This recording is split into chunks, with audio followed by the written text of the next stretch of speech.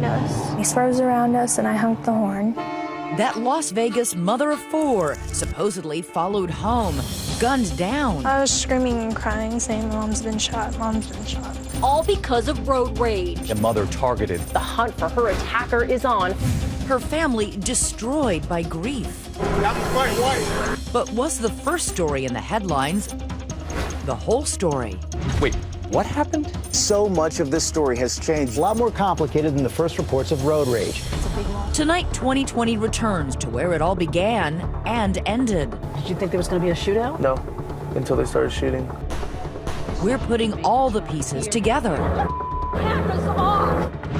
An entire family, witnesses opening up on camera. Did you and your mom go out looking for trouble? The victim, painted as a villain. People start to wonder, should I be feeling bad for her? Are you all happy? You made my wife look like an animal. There's the animal. Are you happy? The suspect, no stranger. He's their neighbor. It is crazy. It is. And one of his best friends who cracked the case, talking only to 2020. This tears me up to speak about. If this were a movie, it would almost be too unrealistic. A dangerous intersection. Good evening, I'm Elizabeth Vargas. David is away tonight. It's predicted that this 4th of July will have a record-breaking 43 million people traveling, most of them in cars. And that might translate into a lot of road rage. But in a case that has just taken a dramatic U-turn in court, all it took was a single honk of a horn to turn one family's Las Vegas night into a national nightmare. Here's Deborah Roberts. It's a cool Thursday night in America's favorite adult playground, Las Vegas, and the Strip is already jumping. But across town, near another playground, in a part of Vegas where people actually live, a local mom is about to set tonight's mystery in gear. She pulls in and she smiles and she's like, I don't need you crashing the car. 44-year-old Tammy Meyers is giving her 15-year-old daughter Crystal her first driving lesson. At 10 o'clock at night? Why would you go for a driving lesson at night? I wanted to go at night because, there's no cars around that you can possibly hit. And why'd you pick that area? Oh, it's close to home. So Tammy steers her 1993 Buick from the family home on Mount Shasta Circle to this empty parking lot at a nearby junior high school. A parking lot that's just wide open. Tammy and husband Bob have raised 4 kids in this neighborhood, teaching them all to drive right here. So you didn't think anything about the fact that they were going driving late at night? We live in Las Vegas. We're a 24-hour town. That night, Bob is 300 miles away on business in Kernville, California, a traveling vendor selling hats and T-shirts at local fairs and sporting events. Son Robert Jr. is with him, the others back in Vegas, the eldest, Brandon, at home. And everything was good. Everybody was happy. Here's how Crystal says it all played out. Back in that parking lot, she takes the wheel, delicately maneuvering the car, delighting in every turn. I was just like, okay, I'm getting the hang of this. Then the lesson moves from the parking lot to the neighborhood's main streets. We finally stopped and she pulled over and we switched seats. Tammy now takes the wheel. Crystal says her mom is teaching her how to change lanes. She's going at a snail's pace when suddenly an impatient driver appears in the rear view. It was a silver car. I just noticed that he was riding our bumper. And then he swerves around us and I honked the horn. That honk of the horn, something we've all done, would change everything. So then you pull up here. She turns right and right about here. When Crystal says that silver car suddenly sideswipes them. And we had to stop really hard. Who is this guy? Do you know? No, I didn't recognize him. Were you scared? Yeah, I was. I was really scared. And he gets out the car.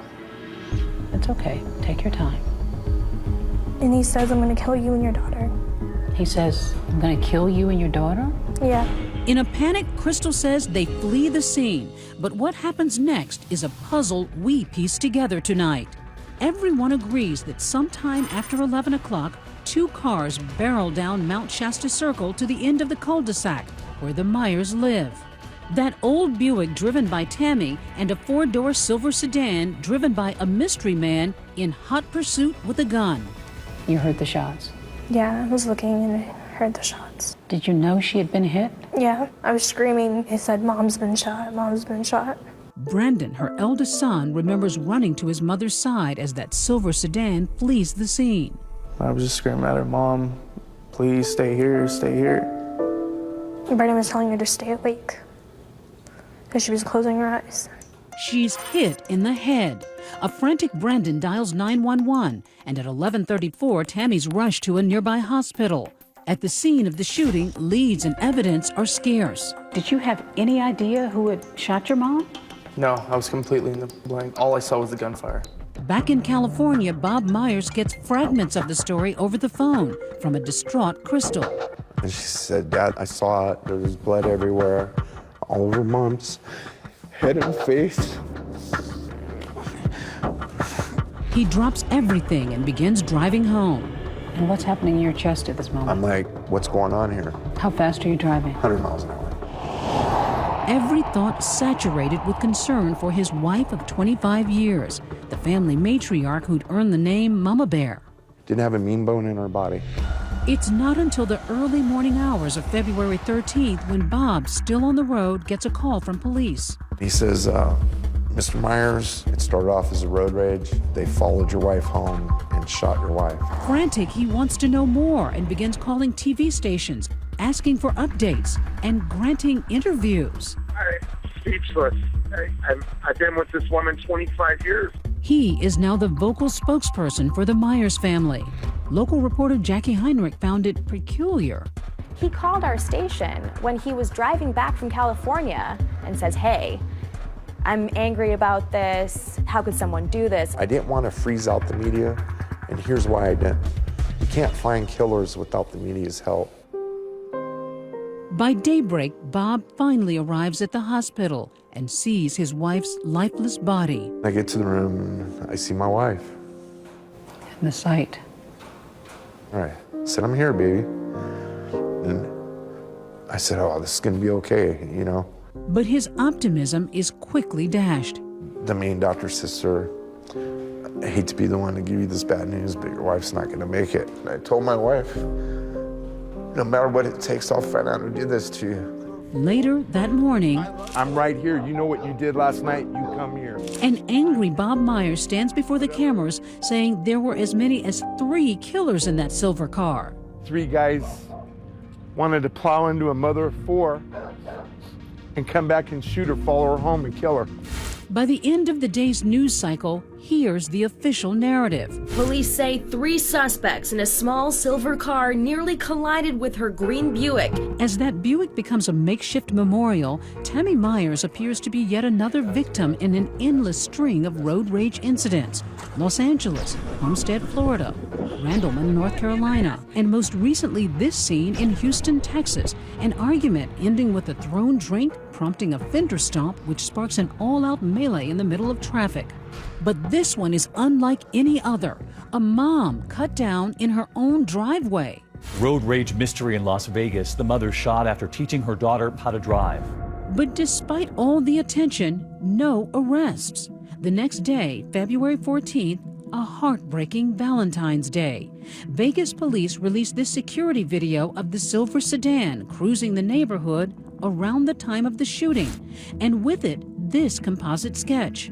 Police say this is the face of one of the suspects. Police say it's Crystal's description of one of the strangers in the car that sideswiped her and her mom, threatening to kill them. He's a big guy, 6 feet tall, weighing about 180 pounds. As far as we can tell, there was no prior contact with these individuals. They are complete strangers. There's a manhunt for this unknown guy, instilling fear in everyone across the valley. Everyone's like, could this happen to me? Neighbors are too afraid to show their faces with that suspect still out there. That night, an agonizing moment for Bob Myers. At 7:05, he disconnects his beloved wife from an artificial respirator. I'll always have a wife. She'll never leave my heart. But she's gone. I didn't want my baby to suffer. But I didn't want her to go either. You know, to have to say it's okay to turn off the switch to let your wife go. But you had to do it. Had to. But before Tammy Meyers can have a funeral, She's about to be buried. It's like they were murdering her all over again, repeatedly, daily. Tammy Meyers went looking for the driver. Are you happy? As the story takes the first of what will be many sharp turns, was the innocent victim really all that innocent? Maybe this isn't what I thought it was in the beginning. And a young woman with inside knowledge about that night. But to break the case, she must find the courage to turn in a friend. You called the police. What did you say? Everything. 2020 continues. 3 days after removing his wife from life support, dear God, protect them in the days to come. Bob Meyers holds a candlelight vigil. This is a testament to a good person in a community that needs good people. But now there are as many whispers about shooting victim Tammy Meyers as there are prayers for her. I want to keep the facts as they are because it's starting to get twisted. Just hours earlier, police announced a stunning discovery, one that paints a much different picture of this Las Vegas mom. The reason I wanted everyone here was to just clarify some things. A big piece of the Meyers account has been missing. Turns out, between that alleged road rage incident and the shootout, Tammy Meyers returned home with no one in pursuit, dropped off her daughter, and instead of dialing 911, picked up her son, who's armed with a gun, and went back on the road. She tells her 15-year-old daughter to wake up her son, who was in bed, and have him come outside and get in the car with her so that they can find who frightened them while they were on the roadway. She got her 22-year-old son to get his weapon.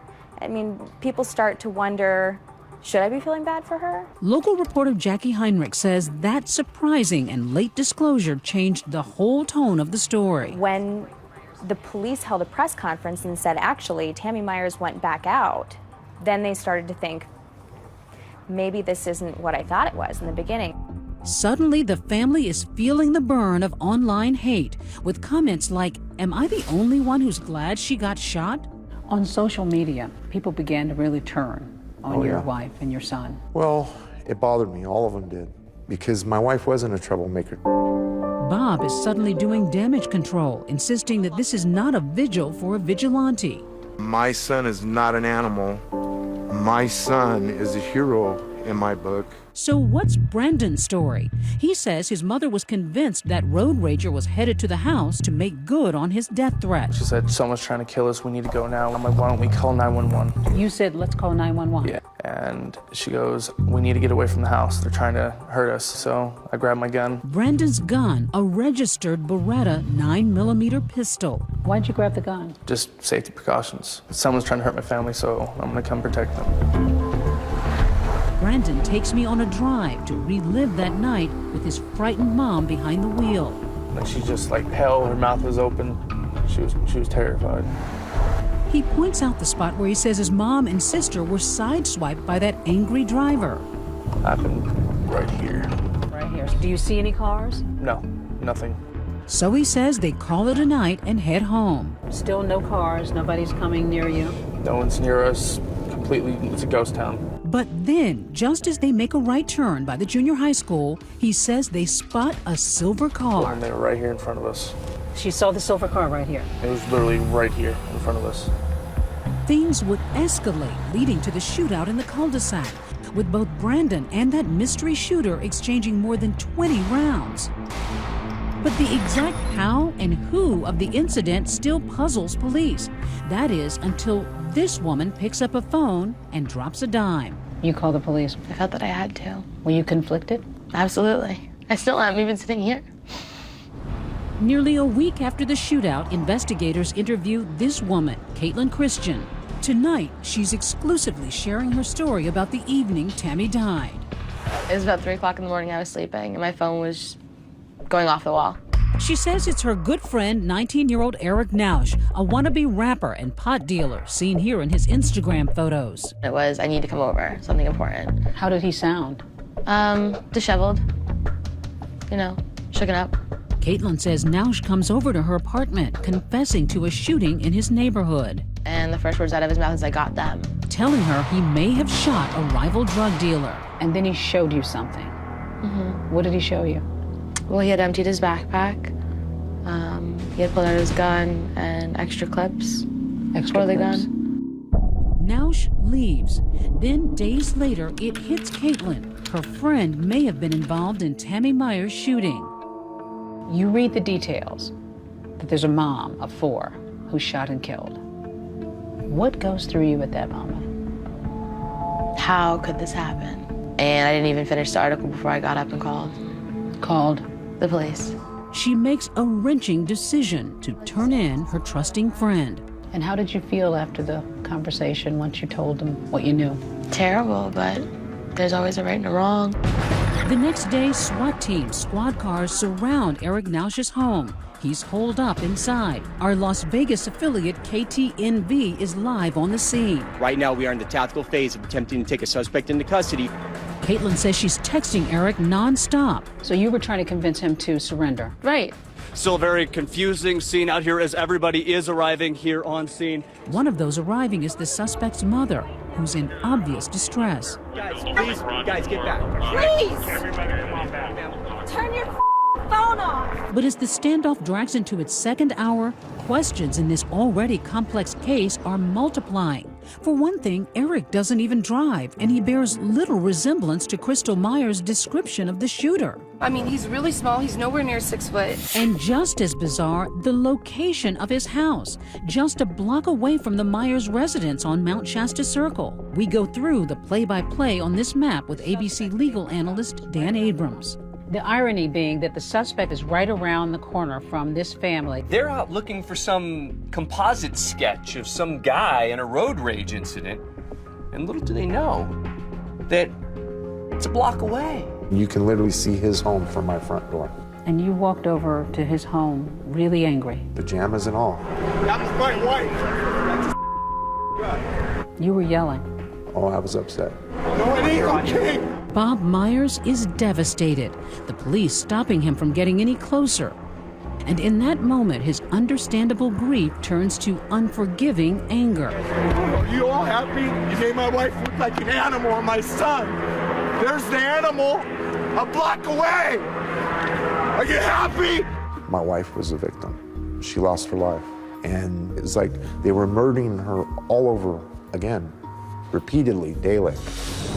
Finally, a shirtless Nausch surrenders. Suspect has been taken into custody. Suspect is en route to headquarters to be interviewed. Yes, police have questions, but nobody's prepared for the shocking answers.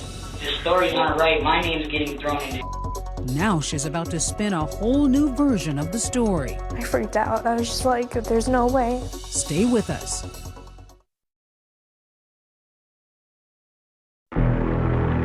Well, a teenager in custody. His name is Eric Nausch. We know the suspect is here at Metro headquarters. While the media churns the news of Eric Nausch's arrest, the 19-year-old suspect himself is alone with his thoughts, slumped across an interrogation table, while others are thinking, just who is this kid? His Instagram account is full of photos of what appear to be drugs. By all accounts, Nausch is a wannabe gangsta rapper and low-level drug dealer known on the streets as Baby G, the kind of guy who ends up either famous or in jail, or in this case, both. You got your water? All good? Mm-hmm. All right. But his close friend Caitlin Christian sees him more as a lost child whose father committed suicide in 2010 and is now living with his mother and a baby sister. Eric is a good person. Eric has a huge heart. Nausch may be in need of a father figure, and Detective Clifford Mogg is happy to oblige, kicking off the interview with a laid-back Miranda warning. I just need to advise you of your rights, and then I want to talk about you. All right, you have the right to remain silent. After some friendly talk, So, tell me about Eric. the cuffs are off, trust building. You'll be cool with this, aren't you? And very slowly, Detective Mogg starts pulling the string. In your mind, what's this all about? Tell me. Well, you guys think that I did something. Nausch says he's no killer, just a pothead who likes to light up at Anson Park. Curiously, the park just across the street from the junior high school where Tammy Meyers was giving that driving lesson. The park has always been my #1 spot. But Nausch says on the night of Tammy's murder, he was hanging out at this guy's house. Yeah, murder, kill. A local rapper named Young Crane. I went over there sometime between the afternoon and I was there until the next morning. Then talk of weapons. Have you ever been in possession of any handguns, real guns? Yeah, but I got rid of it. When? Probably about like a month ago. So describe the gun. It was like this big, and it was black and it was silver. Much needed protection, Nausch says, because rival drug dealers had been threatening him and his family. Kids threaten your family or other people threaten your family? Yes. An hour later, detectives finally reveal their hand, letting Nausch know they've already blown up his alibi because his best friend Caitlin has told them everything. Katie really likes you. She said you were like a little brother to her. Where he'd been, what he'd done, and the gun he did it with. I knew about that gun that you were talking about way before you ever told me. This is crazy, dude. It is. Everybody's trying to see you do the right thing, but everybody realizes that you made a bad mistake that night, okay? And the fact that you sought out Katie to talk to that night, that lets me know that this was really bothering you. Cornered, Nausch can no longer carry the weight on his slender shoulders. Come here, Eric. Look, son, tell me what happened, okay? You gotta get this off your mind. I ain't mean there no more with those bros. No more with these bros. So tell me what happened. Tell me from the beginning, Eric. Now get ready for Nausch's story, which begins just after 10 o'clock. That night, he's in the park, armed and paranoid over the threats he'd been receiving when he notices Tammy's Buick circling slowly in the school parking lot. Every direction I went, she was just following. Everywhere I went, that car was there. He says he was sure it was someone stalking him, so he hides and calls a friend to pick him up so he can get away. It was a smooth 30, 45 minutes before I even got in a car, until I knew this car was out of sight. The friend arrives in a silver Audi sedan. Nausch thinks he's escaped his enemies, but almost instantly crosses paths with that Buick once again. They just came out of nowhere. They were following us, and they didn't even turn. He tells police something that surprises them, that someone in the other car was brandishing a gun at him. So far, we have you telling us that these people were waving a gun, okay? Waving a gun out the window. Listen to me. Nobody but you have said that. And he reveals something else that thus far has gone unreported. He fires shots at Tammy's car even before the fatal shooting. And I just cocked it back and I started shooting on her. He says the cars separate and he starts heading home. But as he turns onto a street, suddenly they are once again face to face. And Nausch, now panicking, follows that car into the cul-de-sac. I really thought these were the guys that have been threatening me this whole time. When you pulled into the cul-de-sac, what did you see? First thing I seen them running up to the door. That's all I kept thinking is they're going to grab more straps. And I didn't let every bullet I had in there. I got scared. After unloading his gun, Nausch flees the scene, thinking he'd protected his family. It's only days later, Caitlin says, they both realize he may have just destroyed one. What was his reaction when he realized that it was Tammy? Nauseating remorse. Like he could not understand how it happened. How did it go from I was terrified and these are some punk kids looking for me to the life of a mother? He saves his biggest surprise for last, telling police Meyers is not only one of his neighbors, he knows her, has eaten dinner at her table. So you know the family? I know the whole family, man. Is there anything you want me to tell the family? Like, my intentions were to take someone who was going to harm my family up. Not my homie's mom. Not Tammy. The stunning relationship is confirmed for the first time when Bob Meyers later addresses the press. We knew how bad he was, but we didn't know he was this bad. Meyers claiming his wife had mentored the troubled youth. My wife spent countless hours at that park consoling this boy. She was really good to him. She fed him, she gave him money, she told him to pull his pants up. Some saw it as odd that you didn't disclose that you knew him to the media at one point, and then later on you did. Because I didn't know. I never knew Nausch's last name. I knew him as Eric. I didn't know until I saw his picture on television. Detectives leave their suspect alone in that room. this time to call his mother and let her know he won't be coming home. Mom, I love you. I love you. Okay, I've already told them everything. The only reason I confessed, Mom, was because they knew everything. But the case is far from closed. Nausch won't give up the driver of the silver sedan and claims no knowledge of any prior road rage incident. The so-called confession has some problems with it. And was there a darker side to the relationship between Tammy and her killer? Mrs. Meyers used to come to the park and try to purchase things off of him. Stay with us.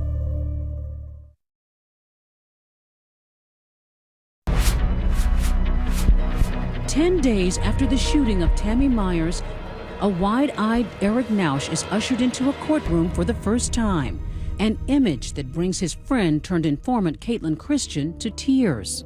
What do you see when you see this shot in court? Just terrified. I mean, he looks the picture of a confused kid right here, don't you think? Yeah. In court, Nausch is represented by defense team Conrad and Augustus Klaus, known around town for their assertive advertising and now for their assertive defense. We are conducting our own investigations, and some of those already appear to be bearing fruit. The Klauses want that interrogation tape tossed out, And I just cocked it back and I started shooting them. saying Nausch smoked pot right before surrendering to police and was impaired while making those statements. The fact that our client was high and the police knew it compromises the result. But they're not just betting on a technicality. They claim the killing of Tammy Meyers was justified. The facts seem to point to self-defense in this situation. Do you think Eric should go to prison as a murderer? No. But I don't think Eric needs to go away forever. Because, she says, for months, Eric was facing a barrage of anonymous death threats from what he suspected were rival drug dealers. The situation serious enough for him to get that .45 caliber pistol. What kind of threats?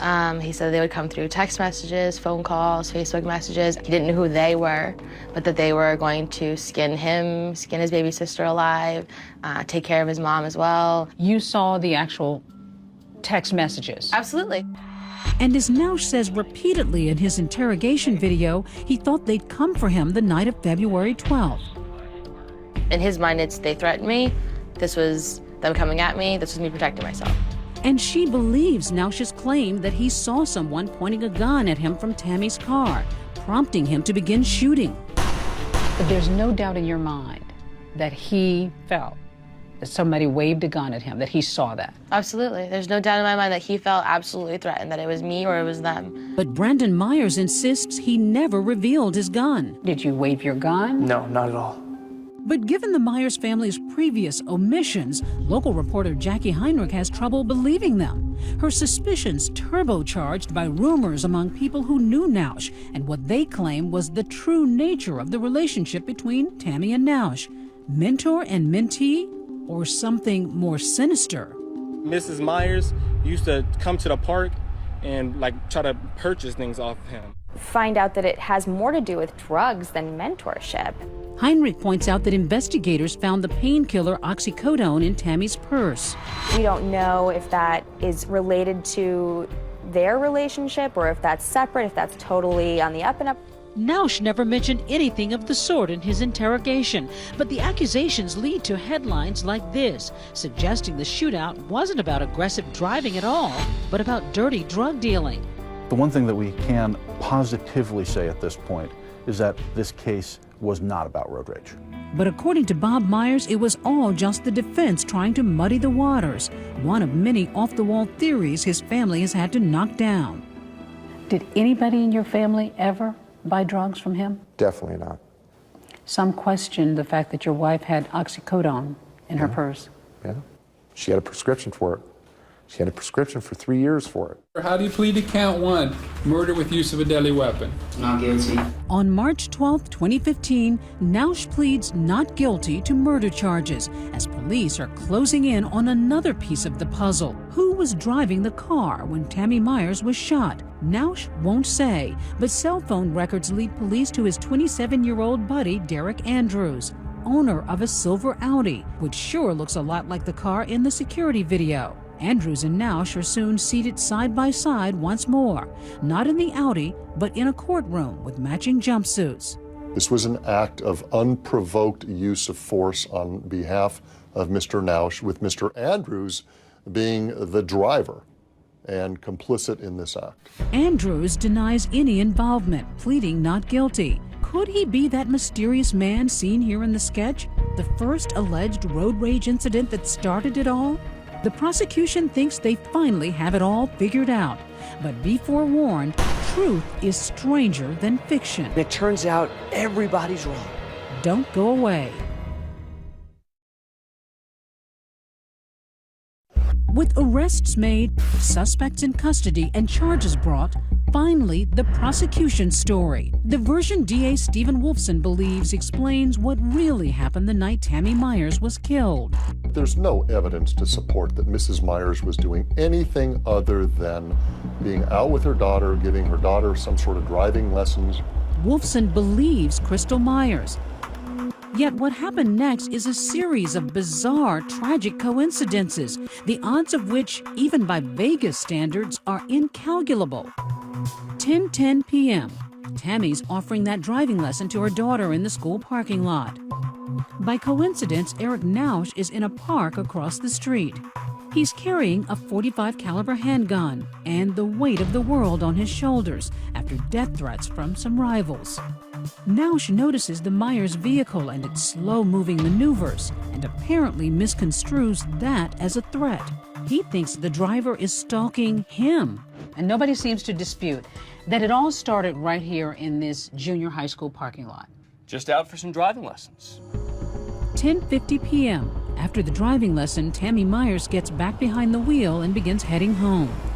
10:56, she sees a silver sedan speed up behind her and pass aggressively.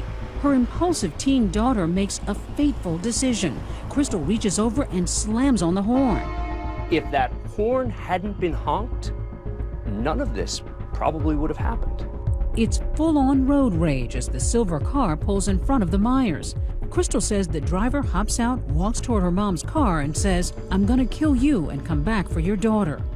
We'd be very interested to find out who was in that other car, because we don't believe it was Mr. Nausch. Back at the park, Nausch is being picked up by friend Derek Andrews, coincidentally driving a different silver sedan. Meantime, Tammy Meyers makes it back home, and instead of dialing 911, drops off her daughter and picks up 22-year-old son Brandon, who grabs his pistol. He happens to be a registered handgun owner.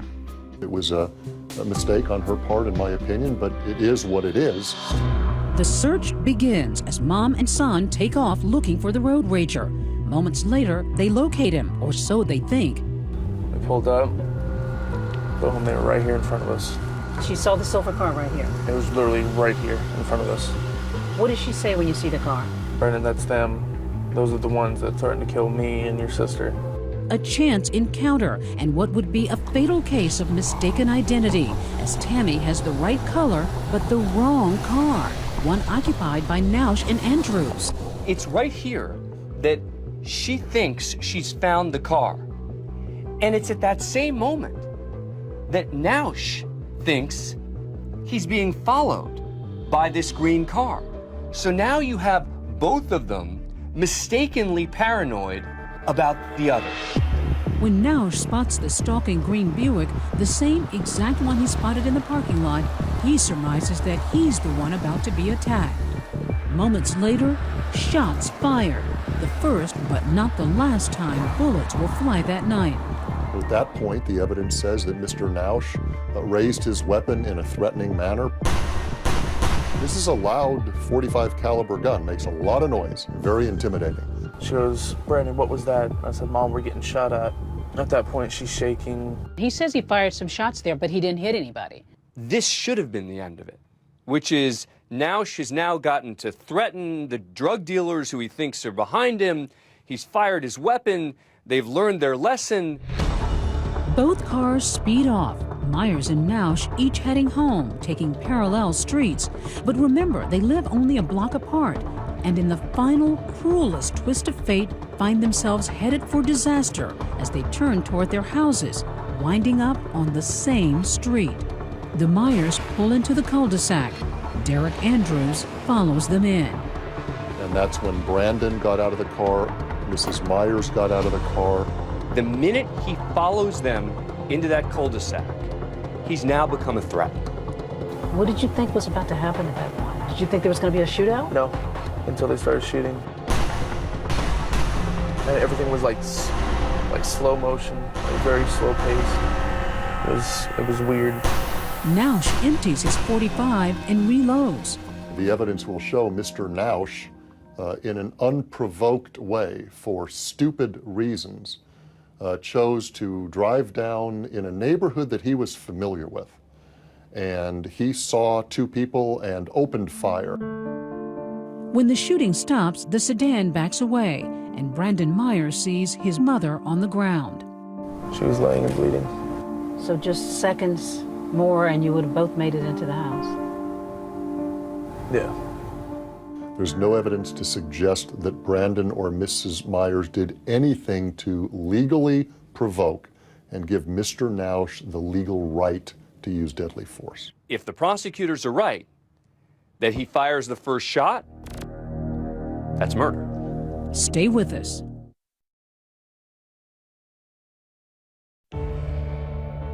A year after the tragedy, the Meyers family gathers for the last time on Mount Shasta Circle. They're packing, moving out of the neighborhood and away from the specter of Tammy, shot dead in front of their house, in front of their eyes. I catch myself all the time calling her. I'll sit in my chair out in the living room and I'll go, "Hey, babe."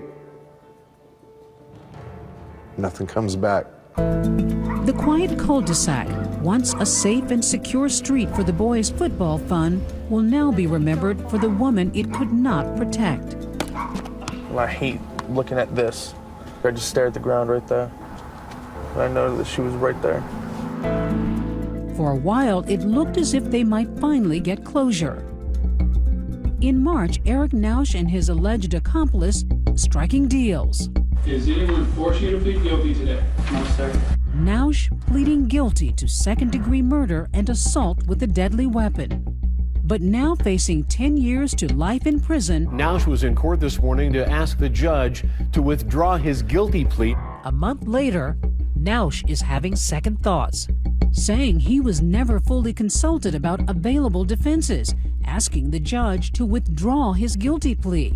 Nausch, confirmation of counts for the public defender's office. Recently, Nausch got new attorneys, and next month a judge will decide whether to throw out Nausch's plea deal and set a date for trial. As for the Meyers, 16-year-old Crystal is finding life difficult without her mom. The loss, the scorn, the guilt. You saw everything. Yeah. I asked myself, what if we didn't go? Or what if I didn't want to go? Or what if I never honked the horn?